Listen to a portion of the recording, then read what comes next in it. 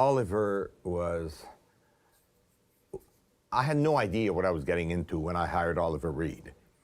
2 days into the shoot, I had to go back to Montreal, and I get a phone call at 1 in the morning, and I'm told that Oliver Reed is at the police station. And my production manager, who had to go there immediately, said, well, the good news is he's got all the cops in hysterics.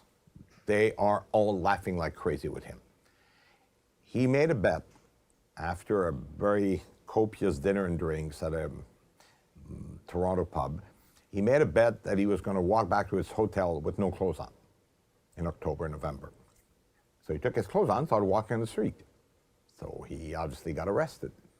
And the cops had to promise him that he would not do that again, and he promised he wouldn't do it again, but he was drunk as a skunk anyway.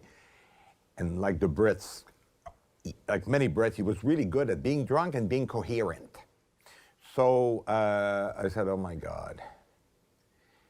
The next night, he threw his pillows and blankets from the floor of the Four Seasons to on the street. So I got a call from the hotel saying, we can't keep a guest that does that. He didn't mess around with me. I mean, you know, he behaved. He behaved. So his drunken evenings were out of earshot so that at least one could get 12 hours of sleep. Now, here's what's interesting. He would show up on set on time and be totally great. He would get drunk at night, but where was the hangover? I don't know. He was amazing. He was funny. He was on target. He was great. He was kind. He was nice. He was everything. Alcoholics can do that. Many alcoholics, and I've worked with many of them in this business, can get to the set, know their lines, whether they're an actor, a director. It's part of the process of being an alcoholic. It doesn't, I mean, I have half a drink and but not true alcoholics. That's why it's such a sad sickness. It had no effect on him at all. Word perfect, look good, Yes, Al. on time. Chris, prepare Nola with Kelly for another session tonight, will you? Sure. Oh, and I worked with him on another film 2 years later, and just before he landed in Toronto, he got in a bar fight in Vermont or somewhere, and got more headlines beating people up.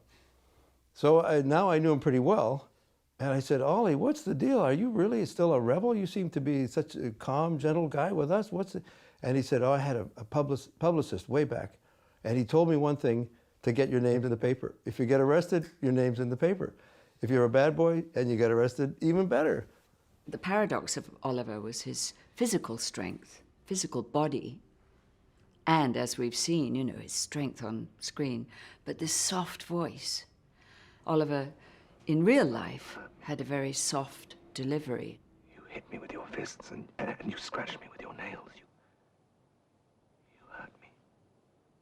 No, I didn't, sweetie. I think he found the intimacy of the camera very much to his personality.